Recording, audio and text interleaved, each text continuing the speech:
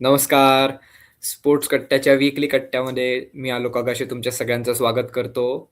आपल्यासोबत आज गप्पा मारायला आहेत द हिंदूचे क्रीडा पत्रकार अमोल कराडकर. अमोल, स्वागत आहे तुझं. पटकन आपण धन्यवाद. मुद्द्याकडे येऊया. काय झालंय आत्ता गेल्या काही तासांमध्ये, की वॉशिंग्टन सुंदरला ओडीआय सीरीजमधनं दुखापतीमुळे रूल आउट केलेलं आहे आणि त्याची रिप्लेसमेंट जी आहे, त्यांनी सगळ्यांच्या भुवयावर केलेल्या आहेत. आयुष बडोनीला रिप्लेसमेंट म्हणून सिलेक्ट केलेलं आहे. अमोल, ह्याबद्दलच आपण आज चर्चा करायची आहे. मेन म्हणजे बाकी पण बोलूच, पण हा मुख्य मुद्दा या चर्चेचा, की आयुष बडोनीला संधी मिळालेली आहे.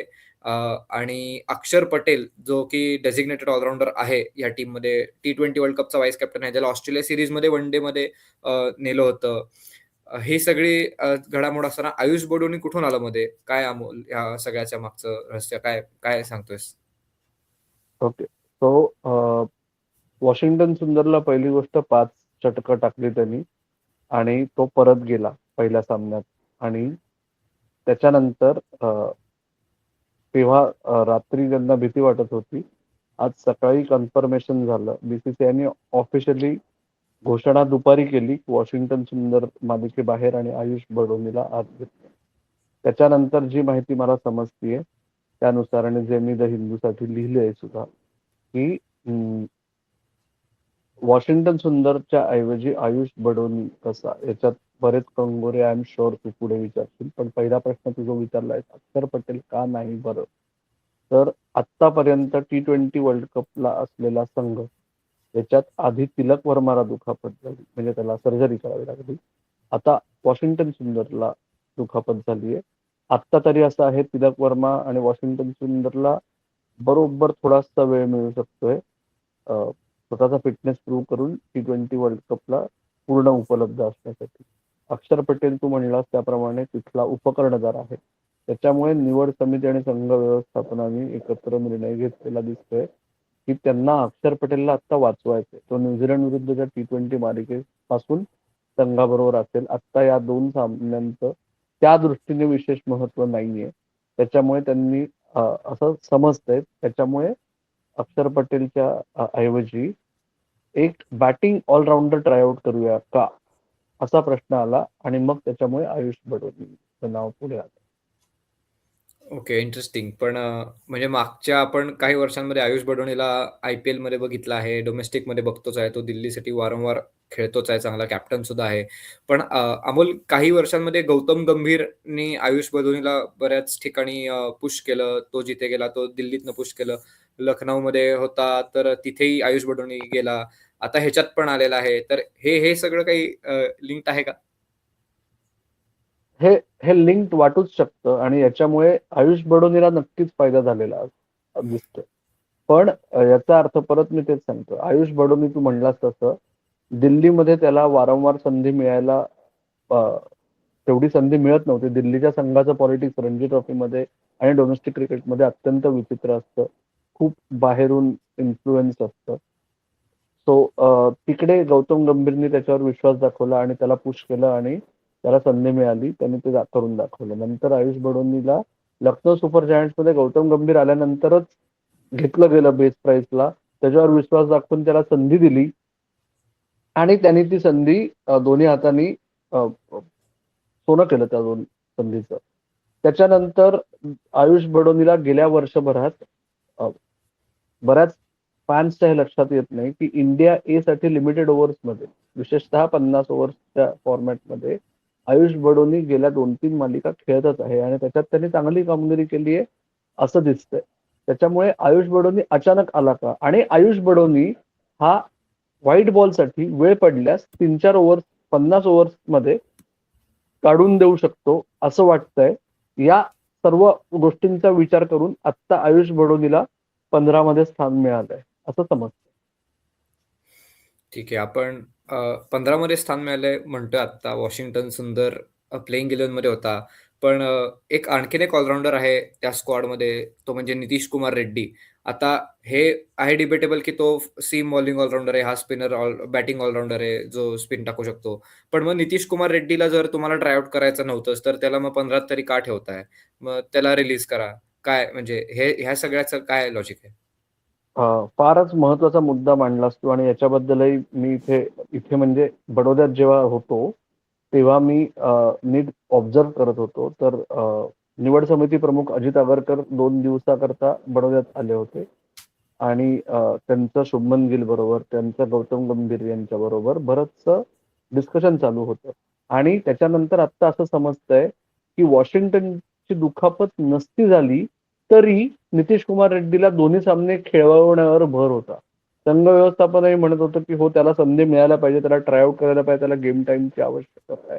त्याच्यामुळे कदाचित असं झालं असतं, की नितीश कुमार रेड्डी तसाही खेळलाच असता. ओके. वॉशिंग्टनच्या ऐवजी राजकोटमध्ये. आता असं संकेत मिळत आहेत, की तो नक्की खेळणारच आहे. त्याच्यामुळे आयुष बडोनीला वॉशिंग्टन सुंदरच्या ऐवजी घेतलं, म्हणजे आयुष बडोनीचं पदार्पण होणार असं नाहीये. आयुष बडोनीला आत्ता पहिल्यांदा भारतीय ओडीआय संघासाठी बोलवण्यात आलेलं आहे आणि तिथे त्याचा राजकोटमध्ये उद्या जेव्हा संघाचा सराव होईल, तो अर्थात ऑप्शनल असेल. पण तेव्हा पहिल्यांदा तो संघाबरोबर असल्याचा त्याला फील येईल आणि त्याचा खरा कस तिथून लागायला सुरुवात होईल. पण अमोल तू नितीश कुमार हां, बोल. रेड्डी नितीश कुमार रेड्डी वॉशिंग्टन सुंदरच्या जागी येणार हे जवळ-जवळ नक्की आहे आणि कदाचित प्रसिद्ध कृष्णाच्या ऐवजी हर्षदीप सिंगला संधी मिळू शकेल, अशी शक्यता आहे. कारण का शुभमन गिलनी रोटेशन पॉलिसी हा वाक्प्रचार वापरलेला आहे पेसर्सच्या बाबतीत. ओके. अमोल तू ऑन ग्राउंड सगळं ही सीरीज कव्हर करतोयस इंडिया न्यूझीलंडची. तू पहिल्या वनडेला पण तिथे होतास बरोड्याला, जिथे खूप वर्षांनी मेन्स इंटरनॅशनल मॅच सुद्धा झाली. थोडं आम्हाला त्याच्याबद्दलही सांगतोस का, की काय होतं हे सगळं? कसं झालं? नवीन स्टेडियम बरोडाचं, त्याच्याबद्दल थोडी माहिती देतोस का? येस, पहिल्या 2 सामने मी करणार आहे. त्याच्यामुळे बडोद्याचा सामना करून आत्ता आपण बोलतोय तेव्हा राजकोटमध्ये पोहोचलोय.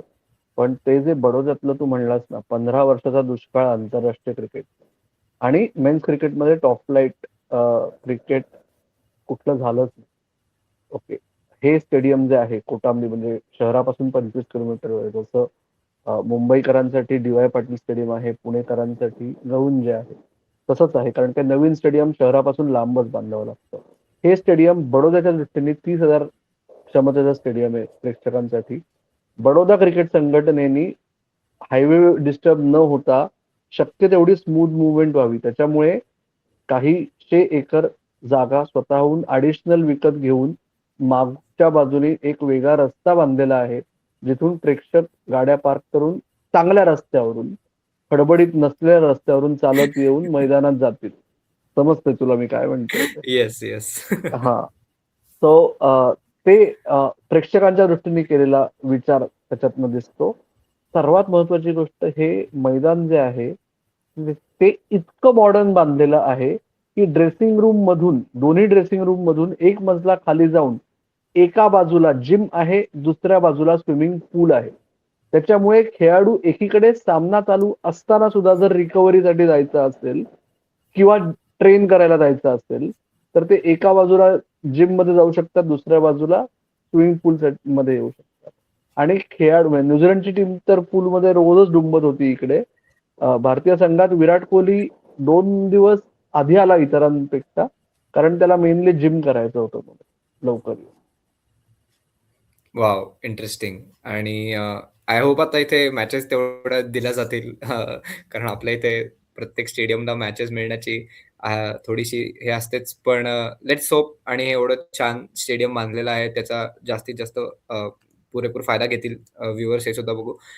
एक पटकन मी इथे आमच्या व्ह्यूअर्सला हे सांगू इच्छितो, की तुम्हाला जर का स्पोर्ट्स कट्टाचे व्हिडिओज आवडत असतील, तर लाईक करा, जास्तीत जास्त लोकांपर्यंत शेअर करा, पोहोचवा. स्पोर्ट्स कट्टाला सबस्क्राईब करा आणि स्पोर्ट्स कट्टाचा मेंबरशिप ऑप्शन सुद्धा जो आहे YouTube, Facebookवरती तो नक्की एक्सप्लोर करा. त्याच्यात आम्ही members only live watch along session सुद्धा घेऊन येत असतो. अमोल पुन्हा एकदा आपण न्यूझीलंड ओडीआय सीरीजकडे येऊयात. काल जी पहिली वन डे झाली त्याच्यामध्ये आपण पाहिलं, की हर्षित राणा बॅटिंगला वरती आला. आता वॉशिंग्टन सुंदरला इंजुरी होती म्हणूनच तो वरती आला का? ते जे त्याच्या मागचं जे आहे, की हर्षित राणा बॉलर आहे जो बॅटिंग करू शकतो. पण त्यांनी ते दाखवून सुद्धा दिलं काल. एक काहीतरी 22 का 23 बॉल 29 रनची पण तो इनिंग्स खेळला. राहुलवरचं प्रेशर कमी केलं. विकेट्स घेतल्या सुरुवातीला जेव्हा पडत नव्हत्या. दोन्ही ओपनर्सला डिसमिस केलं. हर्षित राणा हा बऱ्याच चर्चेत सुद्धा असतो. तर हर्षित राणाने ॲक्चुअली आता एक स्वतःच एक बऱ्यापैकी वन डेमध्ये स्पेशली नाव केलंय असं म्हणू शकतो का? 100% म्हणजे हर्षित राणा हा गौतम गंभीरच्या कारकिर्दीतला आत्तापर्यंतचा फाईंड आहे. ओके. येस, त्याला ट्रोल केलं जातं आणि या सगळ्या मुद्दे एका बाजूला, पण तो मैदानावर कामगिरी चोख बजावतो आणि स्वतःचा आलेख उंचावत आहे तो. ओके. हे 100% खरं आहे. जसं तू म्हणलास तसं पहिल्या सामन्यात त्याच्या पहिल्या स्पेलमध्ये त्याच्या तिसऱ्या षटकात कुलदीप यादवने एकदम रेग्युलेशन कॅच सोडला हेनरी निकल्सचा. तेव्हा न्यूझीलंड धावसंख्या होती 18.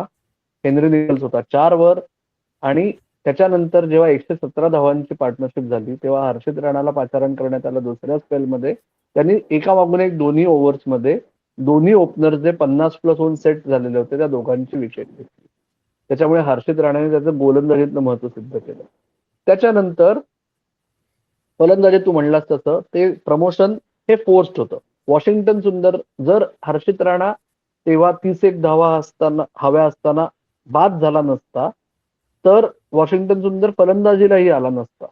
पण पर्याय नाही, सामना गमावायचा नाही म्हणून वॉशिंग्टन सुंदरने स्ट्रेच करून तो त्रास होत असतानाही फलंदाजीला आला. त्यामुळे वॉशिंग्टन सुंदरच्या ऐवजी 7 नंबरला हे कंपल्सरी पाठवावं लागलं हर्षित राणाला. पण तिथेही तू म्हणलास तसं त्यांनी 23 चेंडूंमध्ये 29 धावांची खेळी केली. 2 चौकार 1 षटकार.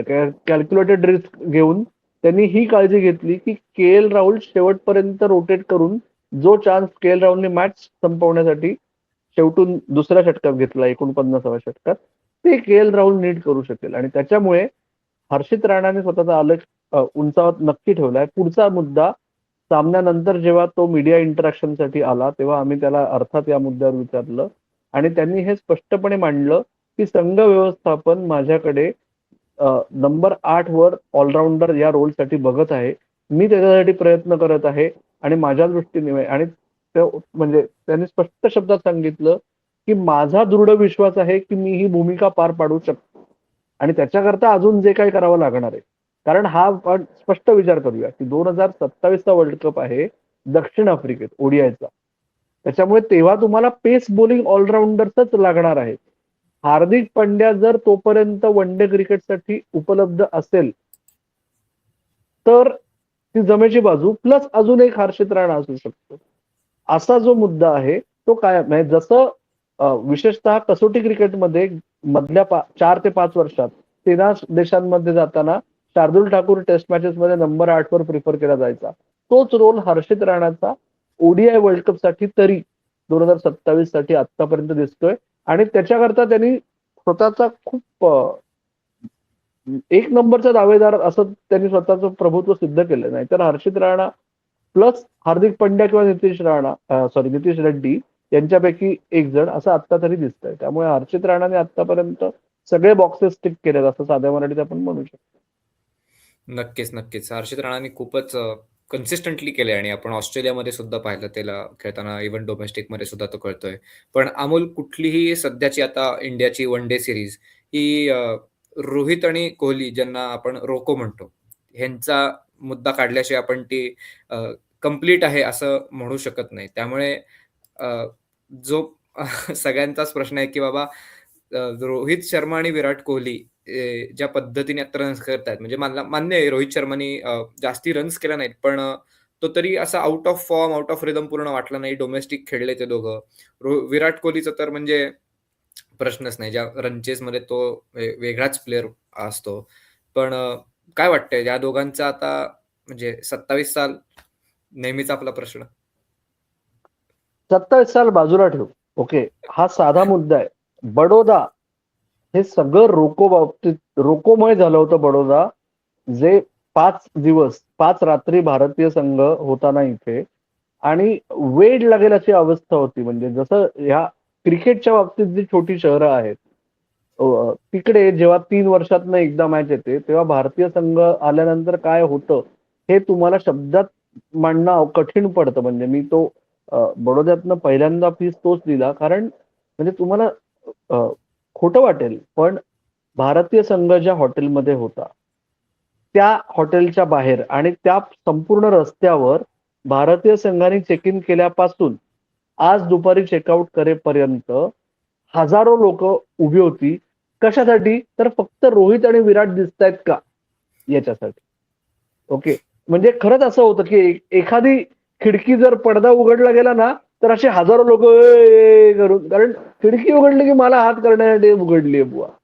हे जे भारतीय क्रिकेट चाहत्यांचं प्रेम आहे, त्याच्यामुळे भारतीय क्रिकेट चालू राहतं. बडोद्यात तरी त्यांची मैदानात नीट काळजी घेतली जातीये. इतर सेंटर्समध्येही असाच अनुभव येतो. पण हे आणि अजब होतं म्हणजे काही खेळाडूंशी आम्ही नेट प्रॅक्टिस चालू असताना इन्फॉर्मली बोलत होतो म्हणून नावं घेत नाहीये. तेव्हा तेही तेच म्हटले, की "अरे ह्याला काय हे आम्ही पहिल्यांदाच बघतोय." कारण काय या पिढीने कारण काय आता काय झालंय ते दर 2 वर्षांनी कुठे ना कुठेतरी जाऊन खेळतात. तर छोट्या सेंटर्समध्ये इथे 15 वर्षांचा दुष्काळ होता. त्याच्या म्हणजे बडोद्यातली ही जी क्रिकेट फॅन्सची पिढी आहे, जी आय-पी-एल करते, त्यांनी कधी या खेळाडूंना प्रत्यक्षात पाहिलंच नाहीये. या विशेषतः या दोघांना. त्याच्यामुळे बडोदा क्रिकेट असोसिएशनने सुद्धा त्यांच्या निवडणुकीचे श्री गणेशा केला त्यांच्या निवडणुकी प्रचाराचा या दोघांचा विशेष सत्कार करून हो. मध्यंतरामध्ये. त्याच्यामुळे पण हा अनुभव ना एकदा तुम्ही घ्यायला पाहिजे म्हणजे एका आणि आय जस्ट होप की जर कोणी बरोडियन्स बडोद्यात खूप मराठी बोलणारी कम्युनिटी आहे. त्यांच्यात जर कोणी हे बघत असेल तर तुम्ही तुमचा अनुभवही नक्की कळवा म्हणजे फार मजा येईल. नक्कीच, नक्कीच. आणि इव्हन विराट कोहलीच्या एअरपोर्टवरती जे आपण फुटेजेस वगैरे सगळं पाहिलं, हे हे जस्ट शोज की बाबा बरोडामध्ये किती ते लोकं उत्सुकतेने वाट बघत होते. जसं अमोल म्हटला, की 15 वर्षांनी तिथे मॅच होत होती. पण अमोल आता वन डे सीरीज सुरू झाली आहे. 1-0 आपण आहोत पुढे. पण आता बघायचंय की नितीश कुमार रेड्डीला तू म्हटलास तसं की मोस्टली संधी मिळेल. आयुष बडोनीला जागा मिळेल का? हेही बघायला लागेल. या सगळ्यात कुठेतरी असंही वाटतं, की बाबा ऋतुराजला का नाही घेतलं? त्यांनी बॉलिंग करायला पाहिजे नेट्समध्ये वगैरे. पण तो आपण दुसऱ्या दिवशी कधीतरी चर्चा करू त्या मुद्द्यावर. कट्टेकरी तुम्ही कमेंट करून सांगा की तुम्हाला काय वाटतं? आयुष बडोनीला घेतलंय, अक्षर पटेलला नाही. पण अमोल आजच्या या गप्पा आपण आज इथेच थांबूया. धन्यवाद. तू आज वेळ काढून आलास गप्पा मारायला. कट्टेकरी पुन्हा एकदा आठवण करतो, तुम्हाला जर स्पोर्ट्स कट्टाचे व्हिडिओज आवडत असतील तर लाईक करा, शेअर करा आणि स्पोर्ट्स कट्टाला सबस्क्राईब करा आणि स्पोर्ट्स कट्टाचा मेंबरशिप ऑप्शन सुद्धा एक्सप्लोर करा.